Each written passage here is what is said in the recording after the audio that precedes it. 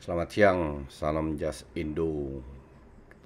Mau bahas Timnas tadi main match keempat lawan Qatar dan gue ada beberapa catatan. Tapi kalau kita melihat selama 4 match itu definitely ada progress. Dan gue juga lihat, em, bukan lihat, gue seneng kalau ketemunya itu beberapa lawan yang berbeda.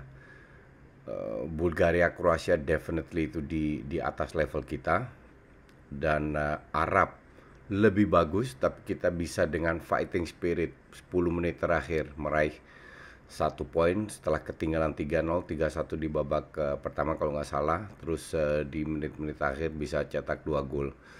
Ini menunjukkan sebuah fighting spirit yang luar biasa, walaupun mainnya nggak terlalu bagus, that's okay karena ini masih dalam eksperimen ya, eksperimen Sintayong. Terus kita masuk ke match keempat tadi. Gue jujur buta soal Qatar dan gue nggak peduli juga apa yang terjadi sebelum-sebelumnya, karena kalau kita bicara U19 level UU, setiap tahun mereka itu ganti pemain. Oke, bisa aja negara besar tiba-tiba generasinya jelek, ya.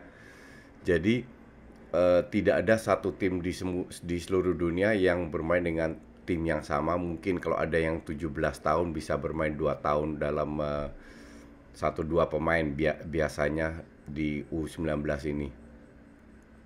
Dan itu pun juga Indonesia, di mana ada beberapa pemain Garuda Select yang masih muda yang bisa 1 2 tahun, 3 tahun mungkin dalam tim ini. Gue nggak tahu umurnya berapa.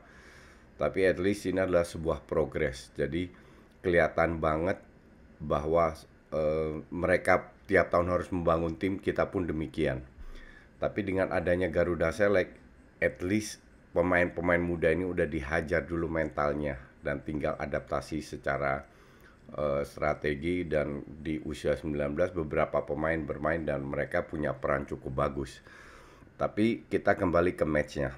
Bermain dengan 4-4-2 di 10 menit terakhir, Qatar menguasai pertandingan. Dalam arti ball possession, tidak terlalu berbahaya, tapi ball possession. Sampai gue nge-tweet, gue nggak ngerti apakah ini strategi dari Sintayong atau kita nggak berani atau nggak bisa melakukan pressure mendominasi pertandingan. Kalau seandainya kita harus menang, apapun alasannya fine fine aja. Semua orang juga pengen menang, ya kan? Cuman kemenangan itu harus ada dasarnya. Kalau lu sekali main jelek menang, bisa aja terjadi. Tapi lu tidak bisa berkali-kali main jelek dan dengan menang. Jadi dasarnya ini penting, bukan menang kalahnya, karena ini adalah friendly match. Tujuannya untuk bereksperimen.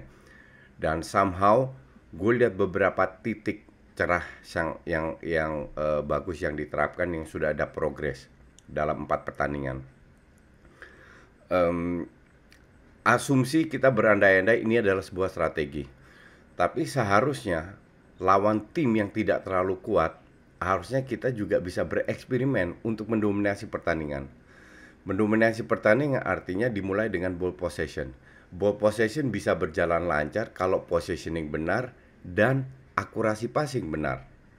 Nah, jika itu terjadi, kita bisa mendominasi terutama lini belakang dan lini tengah lah, tergantung ke depannya kreativitas dan efektivitas. Kalau kita lihat di 15 menit pertama itu Qatar yang pegang bola. Habis itu kita imbang. Oke. Cuman kembali lagi seperti kesalahan yang sebelumnya, kita kurang bisa memegang bola dengan waktu lama. Satu, terlalu buru-buru. Kedua, kita kadang itu pengen maunya ke depan doang. Jadi lebih kurang menguasai bola ke belakang, ke tengah dan lain-lain. Oke. Ini harus harus kita pelajari dulu, karena ya, eh, peluang itu pasti ada. Kalau kita bisa pegang bola dan kita menerapkan apa yang kita terapkan tadi di Qatar di level lebih tinggi, lebih tajam lagi, itu definitely bisa melawan tim-tim kayak Kroasia, Bulgaria. Maksud gua apa? Kalau kita bisa pegang bola di lini tengah, artinya pemain tengah itu mundur untuk terima bola. Lawannya ngepres. Oke. Di situ kita kelihatan. nggak semua pemain bisa di-press. Ada satu momen di mana center back-nya agak ke kiri, di-press, back kirinya itu bisa dia passing balik, tapi dia ke depan. Dia ke depan. Terus David Maulana mundur untuk dapat bola, sekali sentuh bolanya out. Oke, itu bisa terjadi. Cuman yang bikin gue bingung, pada saat back kirinya sudah passing ke center back, dia ke depan. Nah, yang center back mau passing kemana? Kebetulan David Maulana turun. Tapi kalau dia tidak turun, si center back ini yang pegang bola, yang dapat bola, yang juga di press itu kan punya beberapa opsi. Satu opsi ke depan, dua opsi ke David Maulana, tiga opsi ke back kiri. Tujuan membangun serangan kan begitu. Sebanyak mungkin yang pegang bola dapat opsi pilihan. Apa yang harus dilakukan dengan itu? Nah, itu nggak terjadi. Ini ya, gue nggak tahu. Mungkin gue berandai-andai bahwa back kirinya masih belajar lah. Tapi itu kelihatan banget salah. Dia harusnya mundur. Pada saat dimundur kan dia menarik lawan. Oke, dia nggak harus dapat bola. Tapi minimal dia tarik satu lawan. Artinya di posisi lini kiri di tengah itu ada ruang kosong yang bisa dimanfaatkan oleh midfieldernya kiri atau striker yang turun. Karena ruangnya kosong. Satu, itu harus belajar. Kita harus bisa tidak terpancing dengan permainan lawan. Maksud gue gini, lawan ini kan secara fisik lebih kuat, oke? Speed, lawan Bulgaria, Kroasia kita kalah, tapi tadi tidak, sama sekali nggak kalah, ya. Pada saat kita tidak kalah speed, tapi terutama di babak kedua sangat kelihatan tuh. Kita mau diadu terus satu lawan satu, dan ujung-ujungnya kita kalah. Dan ini yang harus dihindari pada saat kita bermain direct. Hindari kontak fisik dengan lebih dekat para pemain, bermain kombinasi 3 orang, dan itu beberapa kali berhasil. Oke. Visinya kelihatan karena berapa kali kita melakukan trupas dan itu berhasil. Mendapatkan serang kita yang berbahaya di babak kedua jauh lebih banyak daripada mereka. Yang benar-benar berbahaya kita 2, mereka 1. Di depan gawang shot jarak dekat, dan Supriyadi juga depan gawang nggak dapat, but it happen. Yang penting gol kedua yang kita sangat layak dapatkan itu dari sebuah set piece dilatih, yang set play dilatih yang bagus dan tidak egois. Oke. Nah, terus satu hal lagi yang cukup positif, pada saat kita cover lawan di passing, kita jemput bola. Nah, ini yang gue jarang lihat di 3 match sebelumnya. Entah lawannya lebih gede atau gimana. Jadi kita seringkali mendapatkan bola dengan intercept. Tidak menunggu, tapi benar-benar lebih bagus daripada lawannya. Ini sebuah plus point yang harus kita tingkatkan. Murni, kenapa? Karena kita fisik lebih lemah. Gue bicara level Piala Dunia ya. Nanti kan kita persiapan ke Piala Dunia. Kita secara fisik lebih lemah, jadi kita harus lebih pintar lagi. Dan permainan menjemput bola itu lebih dimanfaatkan. Hanya pada saat membangun serangan, untuk menghindari fisik kontak, kita kurang jemput bola. Itu bisa lebih, ada ruang kosong, jemput bola, kontrol kalau perlu, kalau teknik lu pas-pasan, kontrol pakai soul, lu bisa passing lagi, minta cari ruang yang kosong. Dan ini semoga kedepannya diterapkan sehingga kita bisa keluar dari tekanan dan tidak hanya dengan long ball. Kita harus keluar dari situ. Paradigma long ball itu keluar. Tapi pemain, terutama pemain tengah, itu harus paham, jangan lari, jangan ke depan. Karena lu ke depan nggak bisa dipassing, hanya bisa di reach dengan long ball. Nggak, kita harus mundur.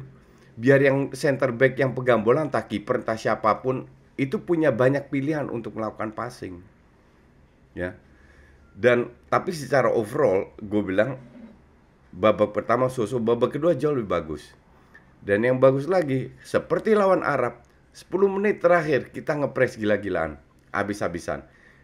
Ini senjata dari Sintayong akan lebih sering kita lihat lagi, yakin gue.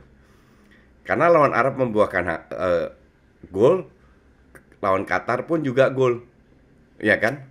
Dan golnya bagus banget lawan Qatar, lawan Arab by the way juga. Artinya kita bisa. Hanya yang gue sangat sayangkan,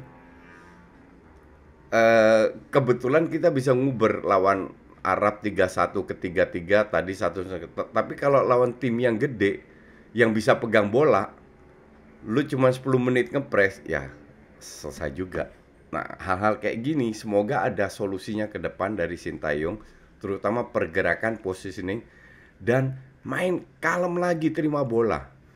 Ini masalah mental. Terima bola itu harus santai karena kita lihat gerusak-gerusuk sampai pegang bola lebih dari 5 detik nggak bisa. Bukan kita nggak bisa karena kita kurang kalem. Ini mungkin usianya ya. Jadi tidak semua orang di umur 17 18 itu kan secara mental perkembangannya kan beda-beda. Tapi gue harap, gue melihat banyak sisi positif yang bisa ditingkatkan. Karena Qatar ini bukan level kita. Kita harus bisa mendekati levelnya Bulgaria, Kroasia. Bulgaria, Kroasia di level Piala Dunia itu juga nothing. Gue lihat mereka main bener-bener nothing. Ya sorry to say. Di Eropa itu kelas kelas papan bawah loh.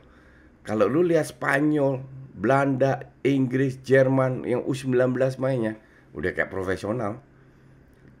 Jujur aja. Ini gue kasih ini contoh aja. Di U19 Belanda, Sepp van der Berg main di Liverpool. Berapa kali juga ikut main di tim inti. Strikernya Sirikse main di Munchen. Berapa kali juga menjadi, bahkan udah cetak 3 gol kalau nggak salah.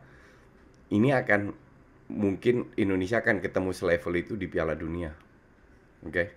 Jadi kita harus lebih tingkatkan lagi dari segala segi, fisik dan lain-lain ke level yang lebih bagus lagi. Ya. Ya sementara itu dulu. Sabtu gue bikin previewnya Liga Inggris. Ya. See you. Thanks for watching.